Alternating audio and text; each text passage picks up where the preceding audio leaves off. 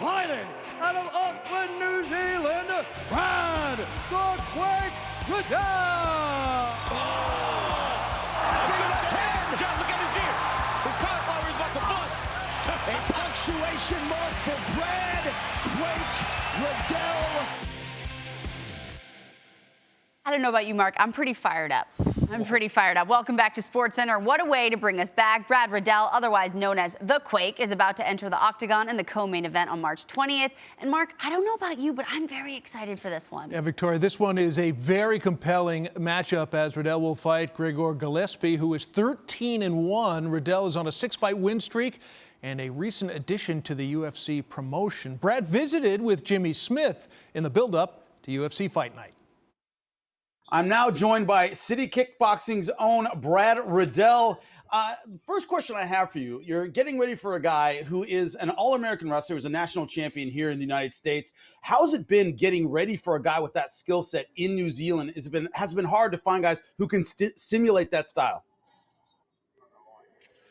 Not particularly. Like, we have a huge amount of really strong, fit guys that are good wrestlers at our gym. We have a few guys that wrestled all through high school and stuff like that.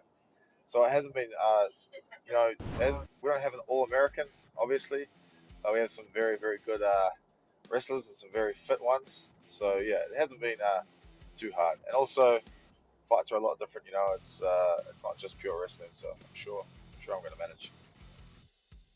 How does it feel right now, 3-0 in your UFC career? Is that comfort level there? People talk about the bright lights going to the UFC. When does it feel normal, man? I think it feels normal now because obviously I've been fighting a very long time. Done a lot of fights overseas, a lot of kickboxing in really big stadiums in China, and stuff like ONE FC. So I don't feel like the bright lights really faze me at all. It's just competition for me, and I'm a gamer, so I look forward to it. And right now there's no crowd or anything like that, so it's kind of like just kind of sparring. Now, your opponent is 13-1, coming off the only loss of his MMA career, a loss to Kevin Lee in which he was knocked out. You know what that's like. You're 9-1. You've had one loss in your career, but you've had time to get over your loss. How hard is it to get over that first defeat? What does it do to you mentally? Yeah, it can be two things, right? It can be beneficial or detrimental. I guess we'll find out in the weekend which one it was for Gregor. But it was quite a bad knockout. It could be traumatic. Or he could be super motivated to get back in there and try to get that winning streak back. I look forward to seeing which one turns up. But either one I'm ready for. Now, he's had a long time off. He hasn't fought since that loss. How do you test an opponent's ring rust, octagon rust? How do you see if they're ready to go? Is it about starting early? What's your strategy there? I guess, well, for me, ring rust has always been a myth. I feel like if you're always actively training, sparring, I'm sure he has been, it's just a mental thing. And he seems to be a very mentally strong guy, judging by all his other fights and the way he holds himself. So I'm sure ring rust isn't going to really be a factor for him. It's going to be a high-paced fight that he likes and that he seems to always have. So yeah, I expect the best Gregor, the Gregor before he got knocked out.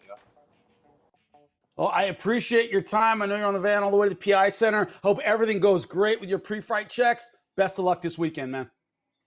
Cheers. Thanks for having me. Here's a look at Riddell's last 6 fights. All wins. The most recent 3 are UFC wins as he was signed late in 2019. In a rapid ascent for the New Zealander up the UFC lightweight ladder. And we're going to hear more from Jimmy about UFC 261 in just